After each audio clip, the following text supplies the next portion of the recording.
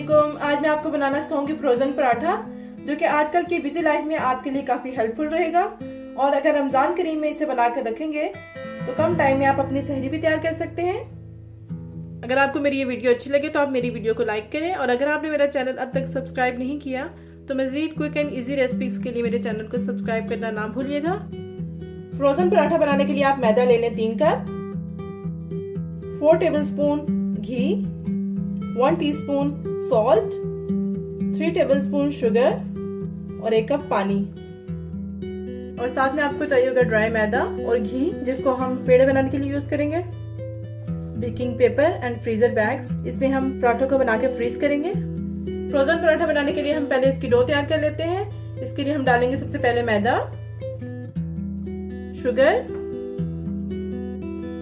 Salt और इस तरह से हम डालेंगे इसमें घी। आप इसमें कोशिश कीजिएगा कि ऑयल का यूज ना करें, क्योंकि अगर आप ऑयल यूज करेंगे तो पराठे का रंग जो है वो काला हो जाएगा जब आप उसको फ्रीज करेंगे तो। और थोड़ा सा हम डालेंगे बेकिंग सोडा, जो ऑप्शनल है, अगर आप डालेंगे तो काफी अच्छे पराठे बनेंगे। अब आपने इन सारी चीजों को अच्छे से मिक्स कर लेना है, ताकि ये जो घी है ये अच्छे से मैदे के साथ मिक्स हो जाए।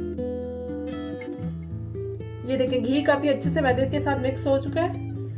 अब हम पानी लेंगे, जो मैंने 1 कप पानी लिया था, ये मैं नीम गर्म पानी यूज कर रही हूँ। और इसके साथ में इसकी डो बना लूंगी, जैसे कि हम नॉर्मल आटा गूंथते हैं। थोड़ा थोड़ा पानी डालते हुए आप इसकी डो तैयार कर लें।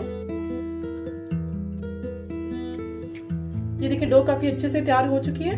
अब हम थोड़ा सा घी लेंगे और इस तरह से डो के हर तरफ लगा देंगे और फिर इसको कवर करके रख देंगे 30 मिनट के लिए, ताकि अच्छे से सेट हो जाए। और ऑयल हमने इसलिए लगाया था कि ऊपर से जो हमने डो बनाई ये ड्राई ना हो जाए।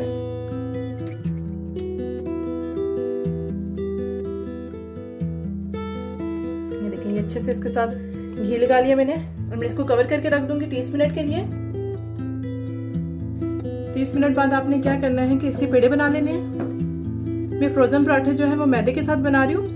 आप चाहें तो इसको नॉर्मल आटे में जो हम घर में यूज करते हैं उसके साथ भी बना सकते हैं।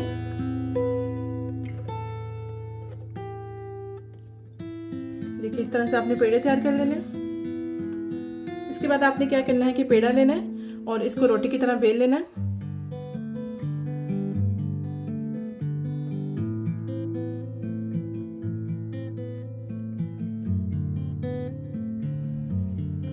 इसको इस तरह से बेल लेने के बाद आपने क्या करना है कि इस पे ऑयल ग्रीस करना है। पहले घी के साथ आपने इसको ग्रीस करना है, और फिर इसके ऊपर हल्का सा हम मैदा डस्ट करेंगे।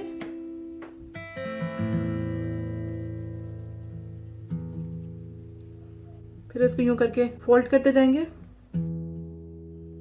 ये फोल्ड कर लेने के बाद आप इसको नॉर्मल जैसे हम पेड़ा बनाते हैं इस तरह से आपने इसका पेड़ा बना लेना है। इसी तरह से आपने बाकी के पेड़े भी बना लेने हैं।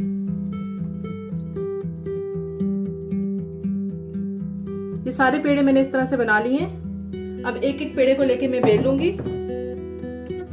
देखिए इस तरह से हम पेड़ा लेंगे और इसको बेल लेंगे। अब आपने इस तरह की एक प्लेट लेनी है और ये बटर पेपर की आपने इस तरह से कटिंग कर लेनी है, जितने आपको पराठे चाहिए होंगे। ये एक बटर पेपर रखेंगे हम इस प्लेट के ऊपर।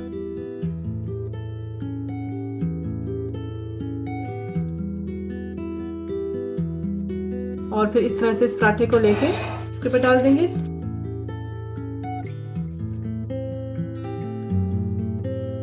इस तरह से, और फिर दूसरा बटर पेपर इसके ऊपर रख देंगे। अब दूसरा पराठा बेल के हम इसके ऊपर डालेंगे। अगर आपके पास बटर पेपर ना हो तो आप कोई सी भी प्लास्टिक बैग या शीट वगैरह लेके उसकी कटिंग करके इस तरह इसको भी यूज कर सकते हैं।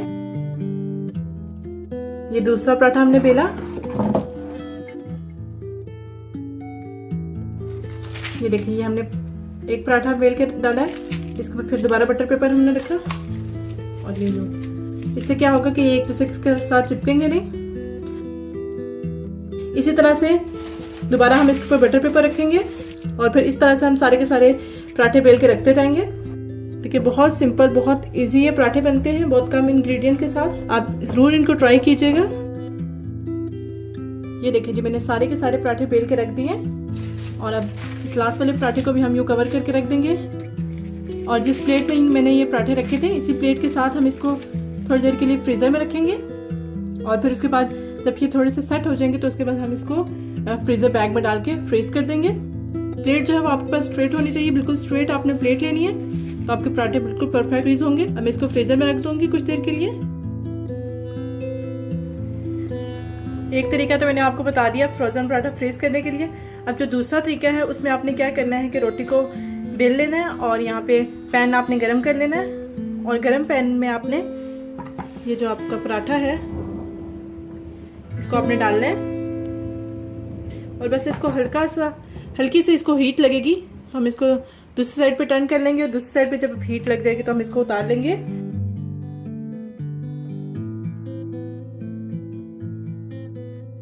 हाफ कुक करने के बाद हम इसको बटर पेपर पे रखेंगे।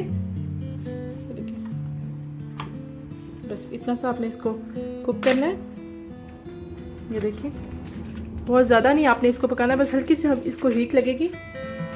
साथ में हम लेंगे एक बिल्कुल सीधी प्लेट और इसके ऊपर रखेंगे बेकिंग पेपर या जो भी आपके पास शीट हो वो आपने इसके ऊपर रखनी है। और ये जो हमने हाफ कुक किया हुआ पराठा है इसको हम इसके ऊपर रखेंगे। ये देख लें, बस आपने इसको बहुत ज़्यादा नहीं पकाना है, इस बात का आपने ध्यान रखना है। और फिर इसके ऊपर रखेंगे हम दूसरा बटर पेपर। इसके बाद हम लेंगे कोई भी फ्रीजर बैग या आपके पास कोई भी पॉलीथीन बैग हो, उसमें हम इन पराठों को डाल देंगे इस तरह से।